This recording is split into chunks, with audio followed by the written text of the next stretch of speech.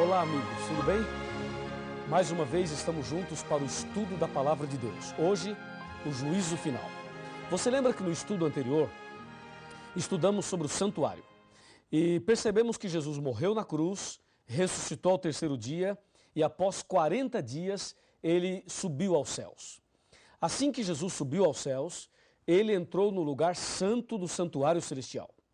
Mas, de acordo com uma data profética, baseado em Daniel 8, verso 14, Jesus passou do santo para o santíssimo e agora, nesse momento, Jesus está no lugar santíssimo do santuário celestial, intercedendo por nós. Esta afirmação está em Hebreus 9, versículo 24. Ele comparece diante de Deus para interceder em nosso favor. Agora, o que ele está fazendo exatamente agora? Agora Jesus está fazendo o trabalho já de juízo. Ou seja, o juízo final já começou. E ele é dividido em 3 fases. Sabe, algumas igrejas falam sobre o juízo. Algumas músicas populares e até música sertaneja também falam sobre o juízo. E existe uma reza que fala também sobre o juízo. Você deve conhecer, eu vou rezar um pouquinho para você, tá legal? Creio em Deus Pai Todo-Poderoso, conhece? Criador dos céus e da terra, e em Jesus Cristo, seu único Filho, nosso Senhor, que foi concebido pelo poder do Espírito Santo, nasceu da Virgem Maria, padeceu sob Pôncio Pilatos, foi crucificado, morto e sepultado, desceu à mansão dos mortos, ressuscitou ao terceiro dia, subiu aos céus, está sentado à direita de Deus Pai Todo-Poderoso, donde há de vir julgar os vivos e os mortos. Eu vou parar por aí. A reza continua, mas eu paro por aqui. Você conhece essa reza, não conhece? Pois é, ela diz que Jesus está à direita do Pai, de onde virá para julgar os vivos e os mortos. Até aí está tudo bem. O problema é que a reza, as músicas e muitas igrejas não explicam como será o juízo. E é justamente esta explicação que teremos agora na Palavra de Deus, na Bíblia. Veja o que está escrito em 2 Coríntios, capítulo 5, versículo 10.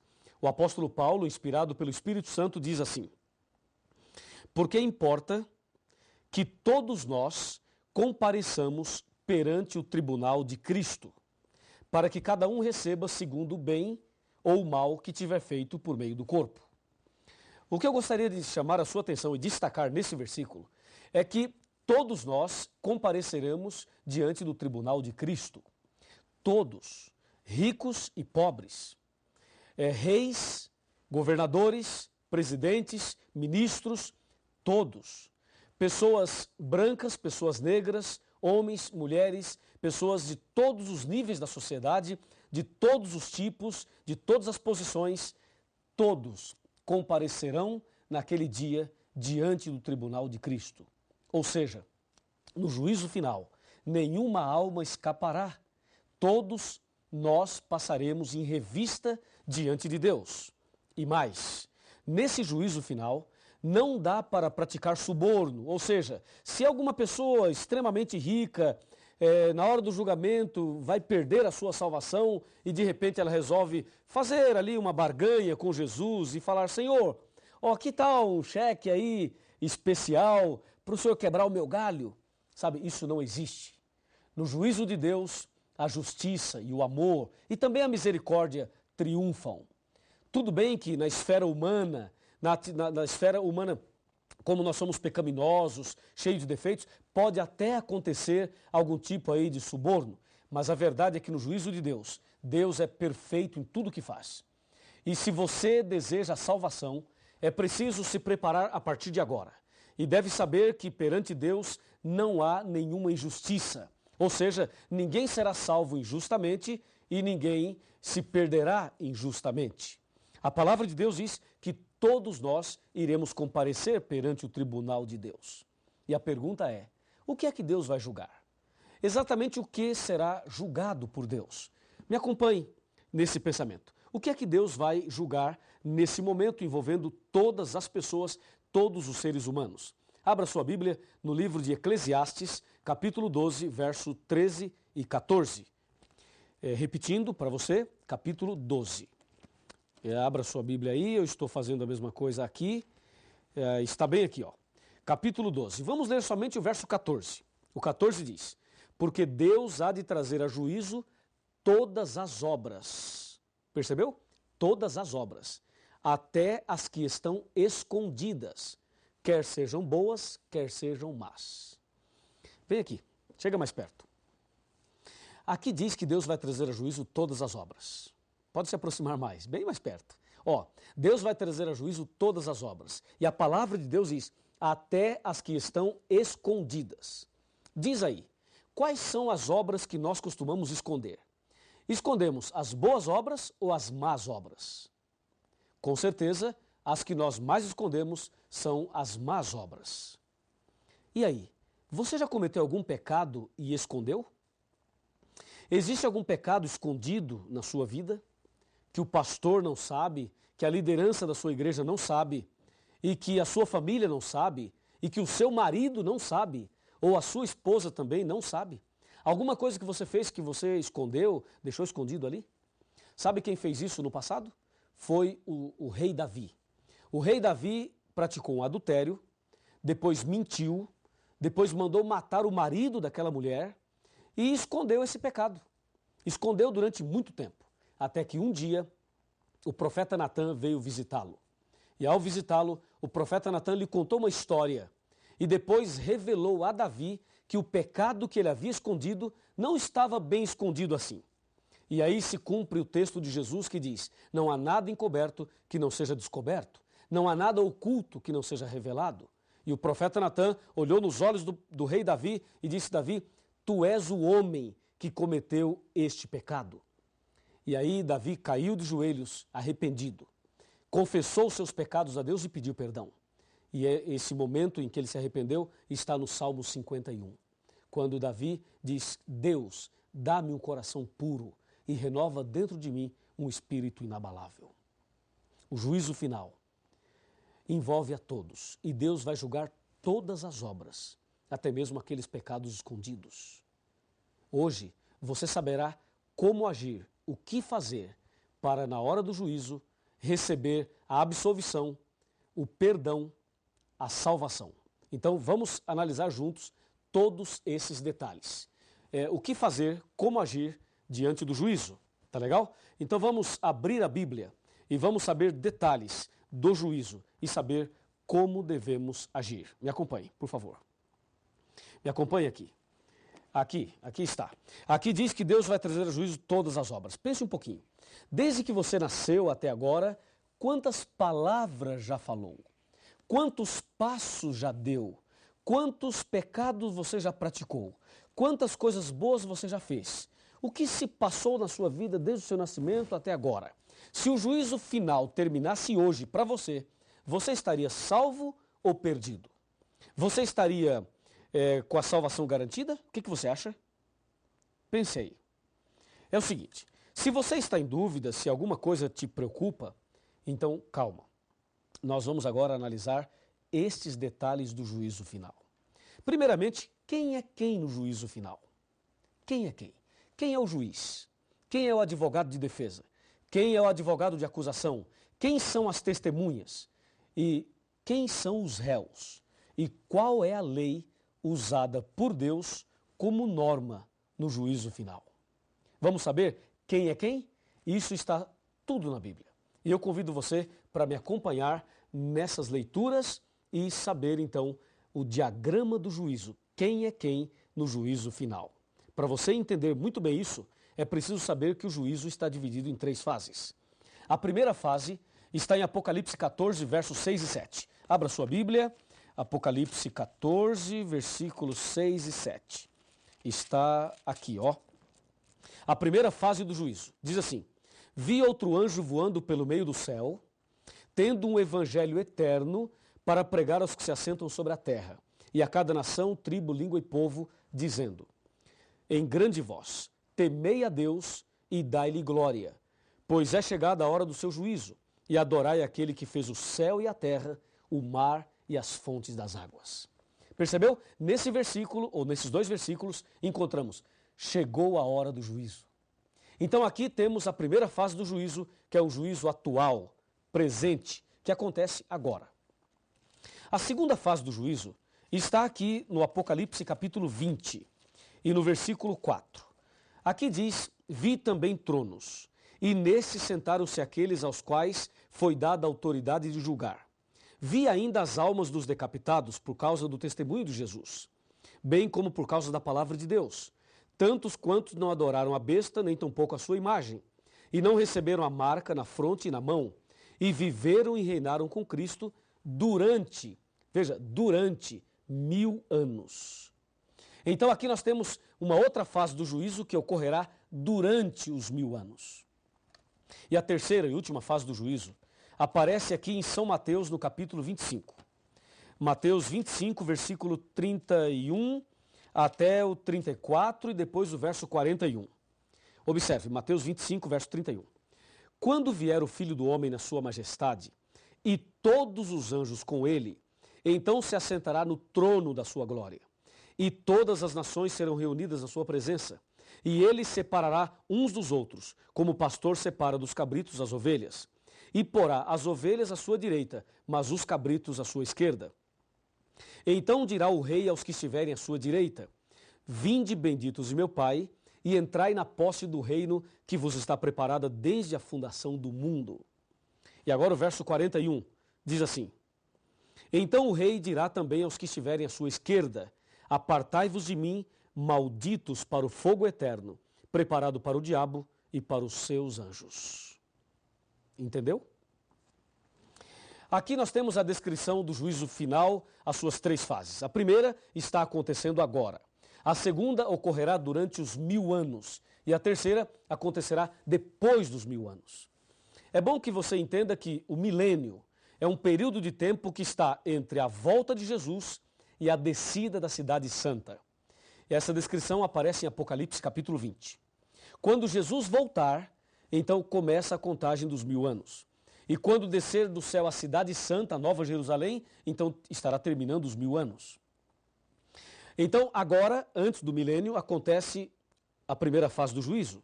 Durante o milênio acontecerá a segunda fase e após o milênio, a terceira fase. Me acompanhe agora e vamos analisar alguns detalhes das 3 fases e saberemos ainda quem é quem no juízo final. Quem é o juiz, quem é o advogado e assim por diante. Tá bem? Por favor, vem comigo aqui para nós analisarmos.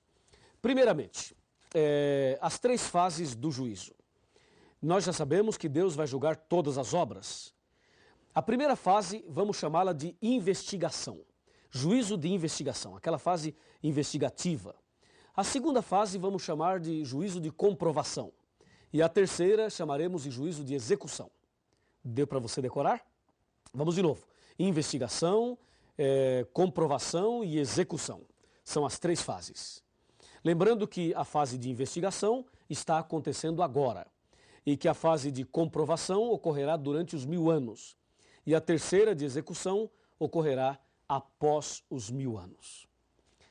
A pergunta: quem é quem no juízo final? Eu tenho aqui o diagrama do juízo final. Primeiro, o juiz, na primeira fase, agora, é Deus. Está escrito em Salmo 50, versículo 6. Ali diz que Deus é o juiz.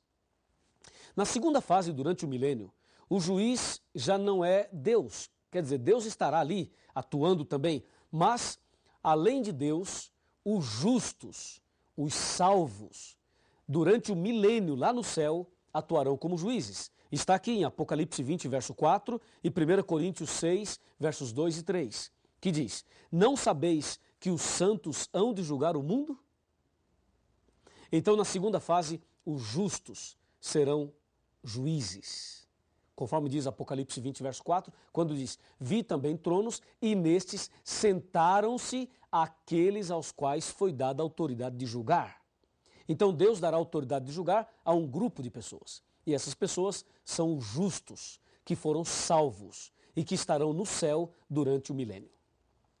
Na terceira fase do juízo, quem é o juiz? O juiz será Jesus Cristo.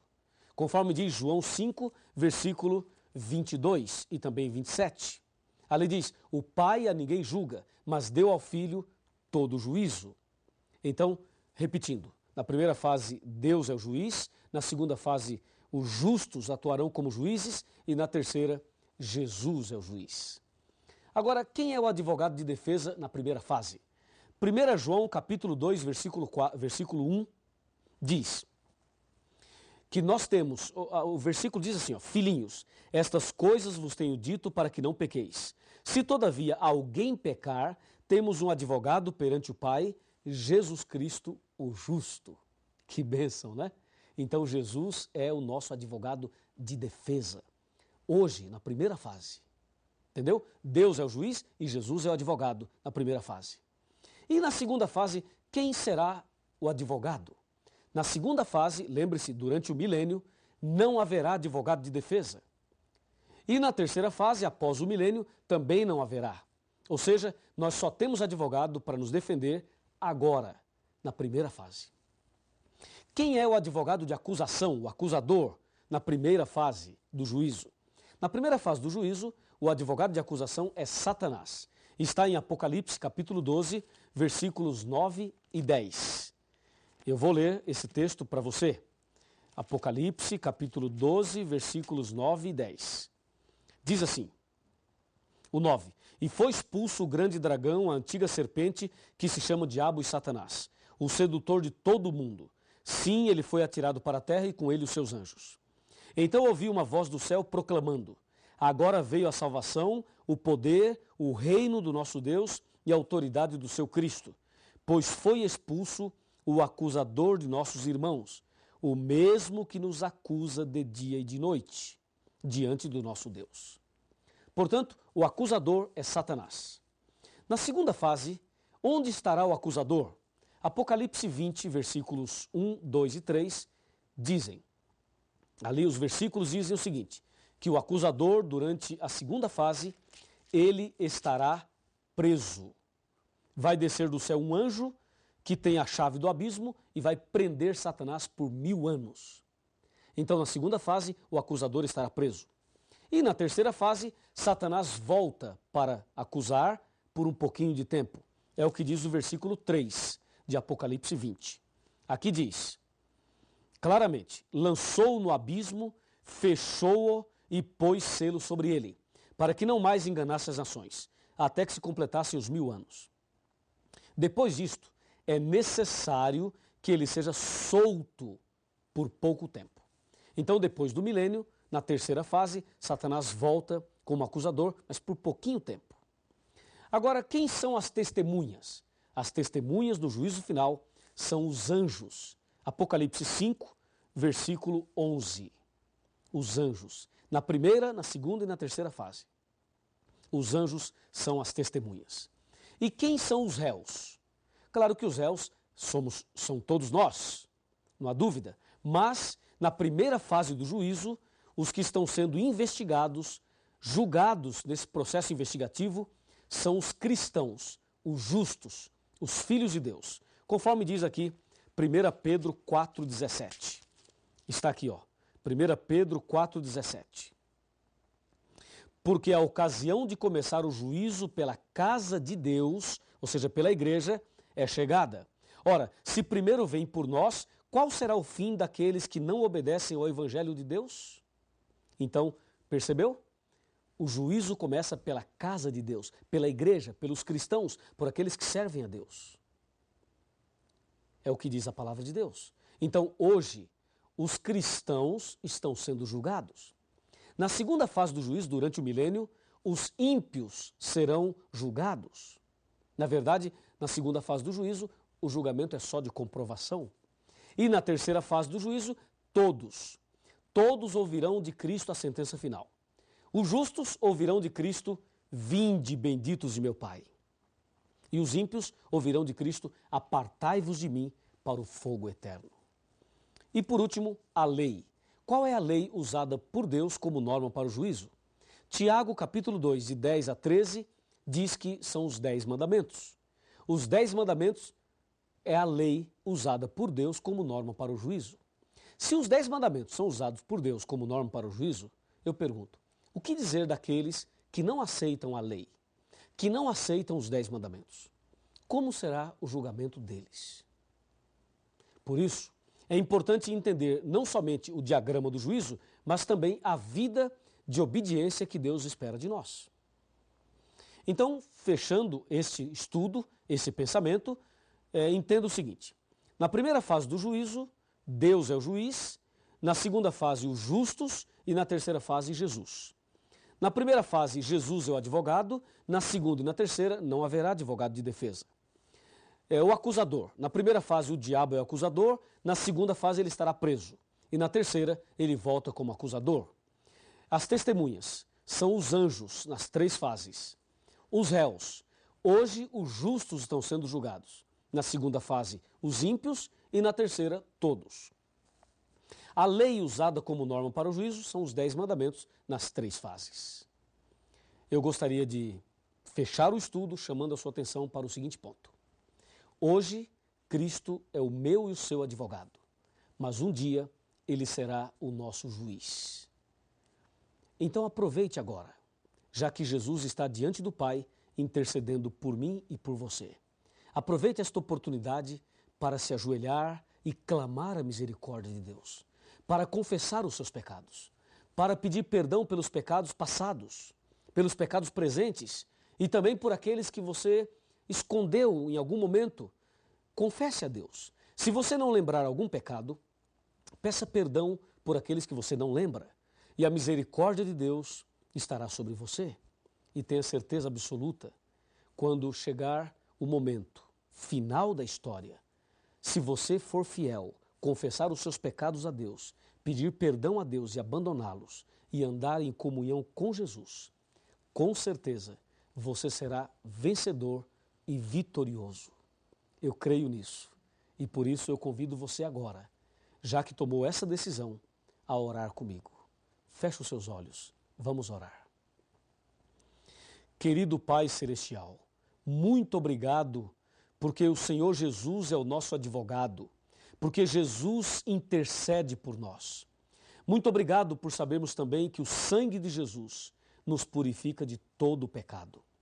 Quando chegar o momento da decisão final da nossa vida, que nós possamos estar preparados.